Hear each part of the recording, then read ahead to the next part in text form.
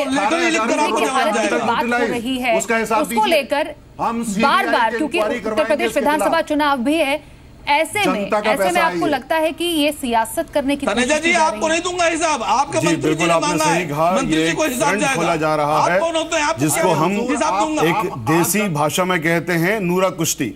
ये नूरा कुश्ती लड़ी जा रही है बीजेपी और समाजवादी पार्टी के बीच में, ताकि पूरे मुल्क को, हमारे प्रधानमंत्री जी पूरे मुल्क को क्या पूरी दुनिया को गुमराह करते हैं। और जो यूपी के चीफ मिनिस्टर हैं जनाब अखिलेश साहब, वो तो झूठ की बुनियाद पर उनकी सरकार बनी।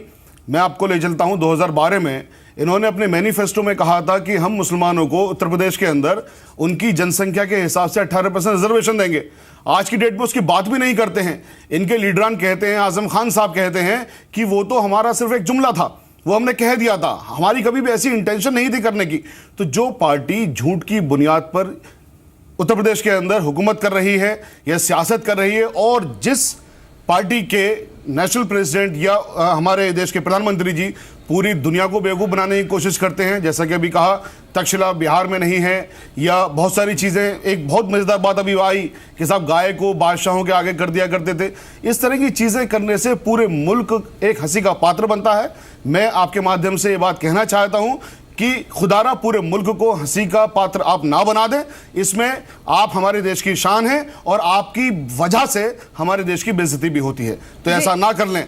यहाँ पर ये जो बात है बिजली वाली, जो बात है, आज के मैंने अखबारात पढ़े, उन अखबारात में देखिए आज का जो जर्नलिज्म है, जो अखबारों की बात है, वो लोग वहाँ पर जाते हैं।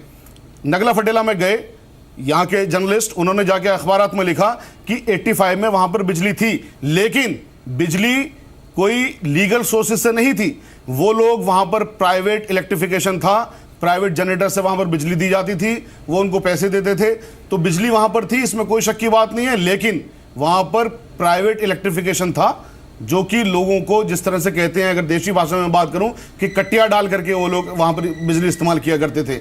अब इस चीज़ को एक मुद्दा बनाया जा रहा है। अभी द हिंदू ने भी पिछले दिनों लिखा था कि नरेंद्र मोदी जी के बयानात अक्सर झूठे पाए जाते हैं। ये बात मैं नहीं कह रहा, मैं आपकी जर्नलिस्ट की बात कर रहा हूँ, अखबारात की बात कर रहा हूँ। तो ये वाली बात कि वहां पर बिजली ही नहीं थी, अपने आप में गलत है। अगर ये कहते कि वहां पर इलीगल बिजली चल रही थी, मैंने वहां पर लीगलाइज करवा दी है, तो हो सकता है उनकी बात में दम होता। लेकिन ये बात कह देना बिजली ही नहीं थी, या वहां पर सिर्फ 250 घर हैं, जैसा भी एक रिपोर्ट पेश करी, मैडम प्लीज, जैसा भी रिपोर्ट पेश करी, इस रिपोर्ट में मैं अपने आप में इसको सही मानने को इसलिए तैयार नहीं हूं कि इस रिपोर्ट में सिर्फ 250 घरों का जिक्र किया गया है, जबकि आज के अखबारात में है कि वहां पर 600 घरों में से सिर्फ 250 घरों में बिजली चलती है और बाकी 350 घरों में बिजली नहीं है। तो जिस जगह पर 600 घर हो, वहां पर 250 घर जो रिपोर्ट कह रही हो, वो रिपोर्ट अपने आप में क्वेश्चनेबल है। अब अभय दुबे, बीजेपी कह रही है कि बिजली 2013 में आए, 2015 में प्रॉपर इलेक्ट्रिफिकेशन हुआ, ये जो एसपी है वो इसको सरासर गलत मान रही है। आपको क्या लगता है नगला फटेला में बिजली कब आई? आपके पास क्या कोई जानकारी है इसको लेकर? पहली बात तो आरईसी से दिनेश जी हमारे साथ हैं। मैं आरईसी से हमारे पास दिनेश जी हैं। मैं विनम्रतापूर्वक पूछना चाहता हूं दिनेश जी से कि वो एक नोडल एजेंसी है, रूरल इलेक्ट्रिफिकेशन कॉरपोरेशन। उस नोडल एजेंसी की गाइडलाइंस को अगर आप देखेंगे तो 3 टियर मॉनिटरिंग सिस्टम उनके पास है, चाहे वो क्वालिटी मॉनिटरिंग का हो, चाहे फिजिकल मॉनिटरिंग का हो। तो वो बताएं क्या वो अपनी रिस्पॉन्सिबिलिटी को ओन करते हैं, क्या उन्होंने फिजिकल मॉनिटरिंग कराई उसकी? मैं एक तथ्यात्मक बात आपके सम्मुख रखना चाहता हूँ। 2005 से इंटेंसीफाई किया इसको, जिसका राजीव गांधी विद्युतीकरण योजना नाम था। और अगर 2005 से देखेंगे तो 2005 में 9,000 गाँव, 2005-6-7 में 18,000 गाँव, फिर 18,023 गाँव, फिर 28,000 गाँव, 1,08,000 गाँवों का इलेक्ट्रिफिकेशन 2013-14 तक किया गया। अर्थात 12,000 गाँव का इलेक्ट्रिफिकेशन पर एनम कांग्रेस की सरकार ने किया। लेकिन मोदी जी की सरकार आई जब देश के सामने ये तथ्य रखे गए कि हम 3 साल में टारगेट लेते हैं और 18,000 गाँव का इलेक्ट्रिफिकेशन करेंगे। दिनेश जी बताइए, क्या जिन 7,000 गाँवों को आपने क्लेम किया, आपके जीएवी जब इंस्पेक्शन को गए तो वहाँ 3,900 से अधिक गाँव इलेक्ट्रीफाइड नहीं निकले? या आपकी खुद की रिपोर्ट है डिपार्टमेंट की, जिसकी प्रतियां मेरे पास है। मुझको ये लगता है ये बात बिल्कुल ठीक है कि भारतीय जनता पार्टी के या तो मंत्री तथ्यात्मक बातें प्रधानमंत्री जी के सम्मुख नहीं रख रहे हैं, क्योंकि उन्होंने, जैसे मैं छोटे से 2-3 उदाहरण देना चाहता हूं, उन्होंने कहा नीम कोटेड यूरिया पहली बार देश में हमने इन्वेंट किया, जबकि वो 2011 से चल रहा है। उन्होंने कहा सॉइल हेल्थ कार्ड हमने इन्वेंट किया और उसका बाकायदा समारोह राजस्थान में रखा। जब सरकार आई उसके पहले से 50 लाख सॉइल हेल्थ कार्ड थे।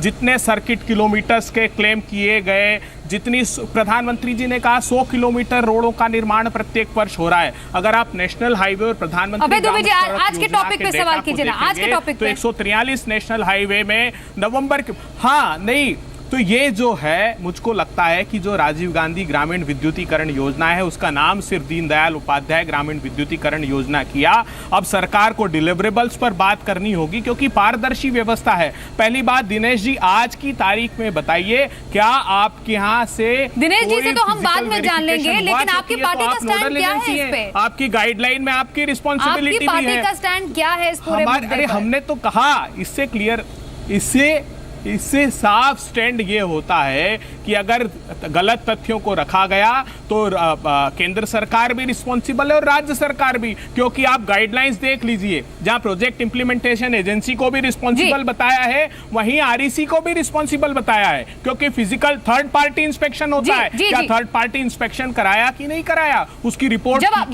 लेते हैं नरेंद्र जी से। ये बात तो जवाब तो दोनों सरकारों को देना होगा। नरेंद्र जी सवाल किए हैं कांग्रेस ने, फिर मैं इनफैक्ट जाना चाहूंगी असीम वकार जी के पास भी, लेकिन नरेंद्र जी जवाब दीजिए। देखिए जो व्यवस्था बनी हुई है और ज्यादातर जो व्यवस्था अभी तक जो देश में चलती हैं वो उसी पार्टी की बनाई हुई है जिसके प्रवक्ता जी अभी बात कर रहे थे, अर्थात कांग्रेस पार्टी की।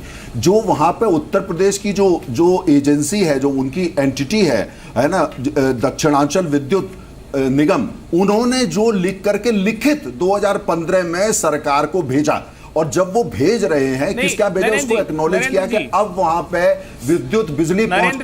सुन लीजिए मुझे, आप उसके बाद बोलिएगा, पूरे सम्मानपूर्वक आपसे कह रहा हूं, मुझे सुन लीजिए, उसके बाद उन्होंने वो पत्र भी लिखा जिसपे उसके लिए धन्यवाद भी दिया। एक सेकंड सुन लीजिए, उसके बाद करिएगा। एक सेकंड सुनिए।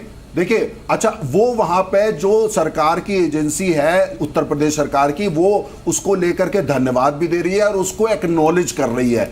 अच्छा, जो 1985 तक जिस तरह की बिजली किसी ने सोलर पैनल घर की छत पर लगा दिया, जनरेटर लगा दिया, वो जो इलेक्ट्रिसिटी एक्ट की डेफिनेशन है वो इलेक्ट्रिफिकेशन नहीं कहलाता। जो डेफिनेशन इलेक्ट्रिफिकेशन एक्ट की सरकार की है, जिसको संसद ने पास किया और कांग्रेस ने भी इसमें वोट दिया, तो वो एक डेफिनेशन, हमको डेफिनेशन के तहत ही चलना पड़ेगा। अच्छा, जहां तक आपका ये मुद्दा है कि भाई third party, fourth party, audit वगैरह, वो अलग विषय है, उसके बारे में आप भी चर्चा कर सकते हैं, मैं भी कर सकता हूं। लेकिन यहां पे जो सबसे बड़ा प्रश्न है कि उत्तर प्रदेश की सरकार ने जो बात कही, वो सरकार पे विश्वास किया जाए या नहीं, सरकार के तथन, सरकार के तथ्यों का और कथन में तो आपकी भी रिस्पॉन्सिबिलिटी है, उसको ओन करिए आप भी। क्या उत्तर प्रदेश सरकार की बात पर विश्वास किया जा सकता है? उनको भी तो अपनी रिस्पॉन्सिबिलिटी ओन करनी होगी। अरे सरकार, आप ये कह रहे हैं कि भाई आपके यहाँ वो आपकी चोरी हो गई, आप उसको कह रहे हैं, मैं कह रहा हूं सरकार की वो अलग बहस का विषय है, तो वो भी पीयूष गोयल जी को नोटिस ये बताइए, आप समाजवादी पार्टी, अलग कैसे, आप समाजवादी पार्टी के साथ काम करते हैं, आप दोनों भाई एक ही सिक्के के दो पहलू हैं। कांग्रेस और समाजवादी पार्टी एक ही सिक्के के दो पहलू हैं। आप उनके यहाँ पे आके उनके प्रवक्ता के रूप में बात कर रहे हैं और नरेंद्र मोदी और हमारी सरकार को गाली दे रहे हैं। दुनिया जानती है कांग्रेस और समाजवादी पार्टी एक ही सिक्के के दो पहलू हैं। विषय यह है कि उत्तर प्रदेश सरकार की एक एंटिटी ने यह बात कही, क्या केंद्र सरकार ने उस पर विश्वास करके गलत किया? क्या बताइए, क्या इसमें कोई गलती है? ये बात तो गवर्नमेंट की एंटिटी बोल रही है, उसको विश्वास करा जाए या ना करा जाए। आप कहते हैं गवर्नमेंट एंटिटी पर विश्वास न करिए, आप माना आप समाजवादी पार्टी के साथी हैं, आप उसी सिक्के के दूसरे पहलू हैं, आप साथ में मिलकर काम करते हैं, लेकिन आप उनको ऐसे क्यों डिफेंड कर रहे हैं? उनके प्रवक्ता यहाँ है, उनको डिफेंड करने दीजिए। आप क्यों उनको डिफेंड कर रहे हैं? आप उनके स्पोक्समैन क्यों बनना है समाजवादी पार्टी की? आपसे अपेक्षा नहीं कि डिबेट के स्तर को डिरेल करेंगे। मैं ये पूछना चाहता हूं, आप गलत जो हमारे यहाँ आरईसी के अधिकारी मौजूद हैं, आप देखिए, आप उसकी विश्वसनीयता पर बात करिए ना, तथ्यों पे आइए। तनेजा जी के पास जी जी जी जी असीम वकार जी आप कह रहे हैं कि आपने कहा कि जो तथ्य पेश किए गए, जो दिनेश अरोड़ा जी ने भी तथ्य दिखाए, जो फैक्ट्स इनफैक्ट हमारे पास भी हैं, वो सरासर गलत है।